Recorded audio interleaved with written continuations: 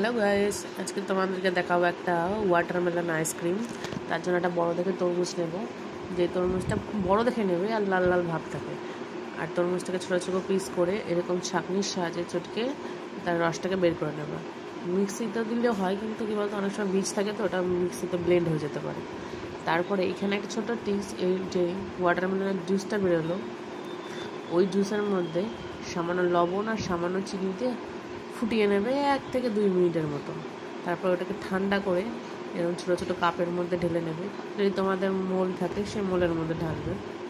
উপরে একটা foil paper, বা আমি যেমন প্লাস্টিকের গার্ডার দিয়ে, আমার কাছে ফয়েল পেপার নেই, ওই প্লাস্টিকের গার্ডার দিয়ে আর প্লাস্টিক দিয়ে মুড়িয়ে দিয়ে তার মধ্যে টুথপিকগুলো হালকা করে দিয়ে দিতে হবে।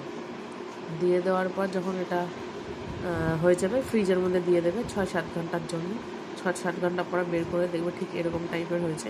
ফুড কালার দিলে পরে পুরো লাল ভাবটা আসে, যেহেতু আমি ফুড কালার ব্যবহার করিনি এর জন্য কিছুটা সাদা সাদা লাল লাল ভাব এসছে। খেতে ভালো লাগে, গরমের জন্য খুব উপকারী, ঘরে তৈরি। ডেফিনেটলি এটাতে বাচ্চাদের জন্য খুব ভালো, খেয়ে দেবে, খুব খেতে ভালো লাগে। Thank you for watching.